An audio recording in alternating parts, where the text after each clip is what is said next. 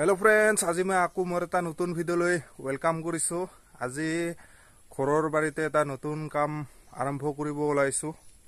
তো কি কাম কৰিব ওলাইছো আপোনালোকক দেখুৱাই আছো এই ভিডিওটিৰ জৰিয়তে। হেকলৈকে চাব ভিডিওটো।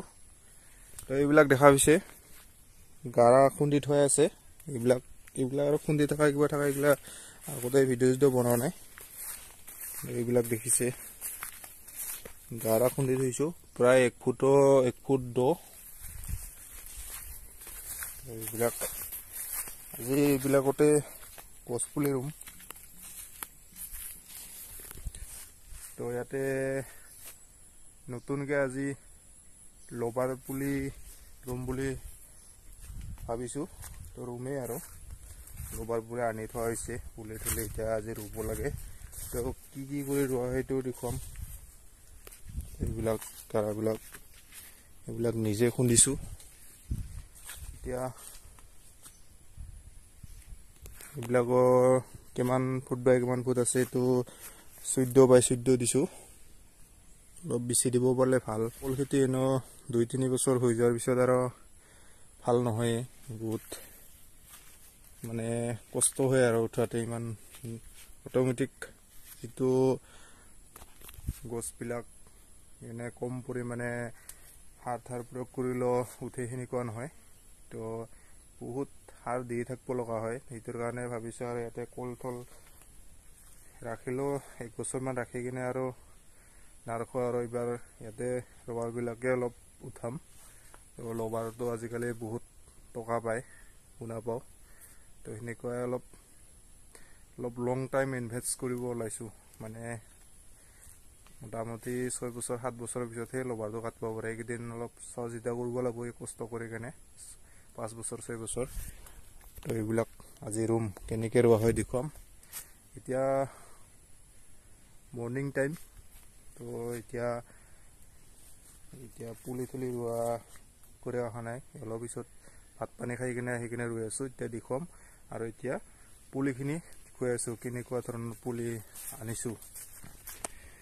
আৰু আগতে ৰুব পাৰিলো হ'ল পুলিটো মোটামুটি 2 সপ্তাহ মানে হ'ল আনি থোৱা। এইবিলাক নিজে বিৰা খুৰা কৰিলো। এইবিলাক নিজে দিব লগা হ'ল।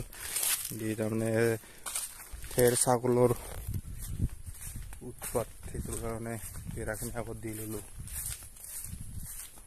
এতিয়া কুৱা আমাৰ কুৱাৰ পাৰতে ৰাখি দিছো। এইটো বাঁহৰে গাঁৱৰ ৰুম বনাইছিলো। ইয়াতে আছে এইবিলাক পুলিবিলাক। তো এইখিনি অলপ ডাঙৰ সাইজৰ পুলি আৰু এইখিনি হ'ল সৰু। এইটো পুলিটো হ'ল মাটিতে হেৰি কৰা যাওয়া আৰু এইটো হ'ল কিবা কোকোপিট নাৰিকলৰ গুড়া কিবা কিবি দি কিনে বনোৱা। এইটো তাৰ কাৰণে ইয়াৰ কালাৰটো অলপ বেলেগ হৈছে। ইয়ে পুলিটো তো ইয়াতে টোটেল পুলি আছে 260টা। যিখিনি কিমান পাৰো ৰুম এই ডাঙৰখিনি আগত। তো এইখিনি এতিয়া মজা পুলি তো দেখুৱাই আছো, চাই থাকিব। এতিয়া পুৰা ৰেডি পুলি ৰুব লাগে। এতিয়া এইবিলাক পুলিবিলাক আনিলো বেগে কৃষ্ণ হৈছে। তো আজি আৰম্ভ কৰো আৰু কেনেকুৱা হয়। মোটামুটি 5 বছৰ 6 বছৰ পিছত ফলটো পোৱা যায়। আৰু যে এতিয়াহে আঠাটো ওলাব পাৰে। এয়া পুলিটো আনি লৈছো। এতিয়া কেনেকুৱাকে ৰু সেইটো দেখুৱাম।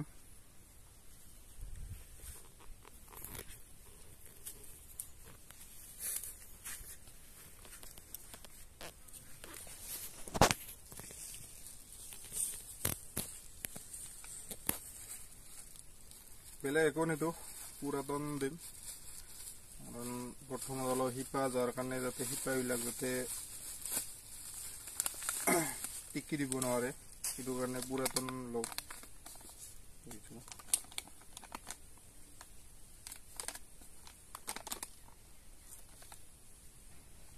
ইয়াতে কাৰ্বোফুৰন 3% আছে।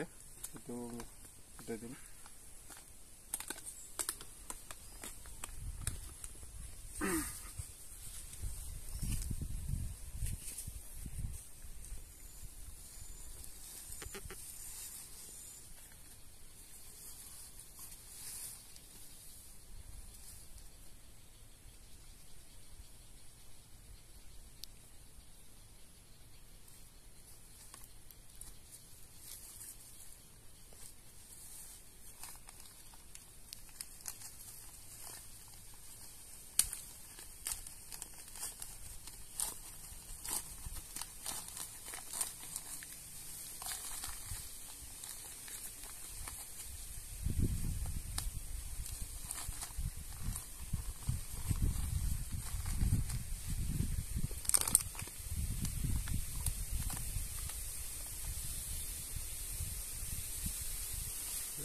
Connect loop.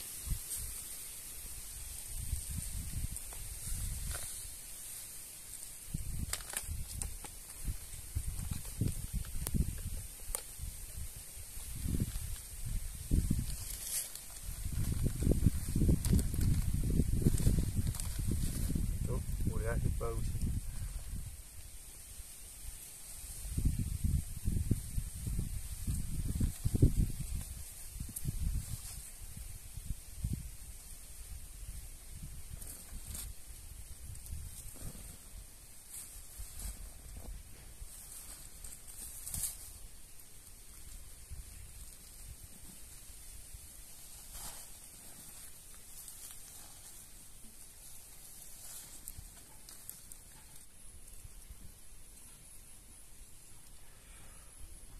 Itu আমি খালি আমাৰ ধৰতি মাতাক ওচৰত প্ৰাৰ্থনা কৰিছোঁ যাতে ভালে ভালে গছপুলিকেইটা উঠে, একো যাতে ক্ষতি নহয়।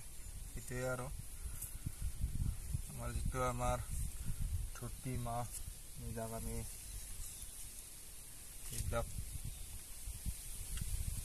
আমিতো খালি ৰুই থ'ব পাৰোঁ। ইয়াতে কি হয় কি নহয় এইটোতো ক'ব নোৱাৰোঁ, এইটো ভগৱানেহে জানে। ভগৱানৰ ওচৰত প্ৰাৰ্থনা কৰিছোঁ যাতে যেনেকৈ ৰুইছোঁ সেনেকৈ যাতে ফলটো পাওঁ। সেয়া আৰু এনেকৈ ৰোৱা যাব চব পুলি। তো এইটোৱে এটাই দেখুৱালোঁ আৰু ইমান ভিডিঅ'টো দীঘলো নকৰোঁ। এইবিলাক এনেকৈ ৰোৱা যায় আৰু ভিডিঅ' বনাই থাকিলে আমাৰ কামটো মানে লেট হৈ যায়, কামবিলাক ক্ষতিয়ে হয়। তো এইখিনিকে গৈ আজিৰ ভিডিঅ'টো সমাপ্ত কৰিছোঁ। তো ভিডিঅ'টো ভাল পালে লাইক কৰিব, শ্বেয়াৰ কৰিব আৰু চেনেলটো ছাবস্ক্ৰাইব কৰি দিব। তো ইয়াৰ আৰু এটা মেমৰি ৰাখি থ'লে আৰু এনেকৈ যে গছপুলিবিলাক মানে লবাৰ পুলিবিলাক যে ৰুইছোঁ এটা টাইমতো নিজে চাব পাৰিম আৰু ইমান কিমান দিন হ'ল, কিমান কি হ'ল। তো থেংক ইউ, বাই বাই।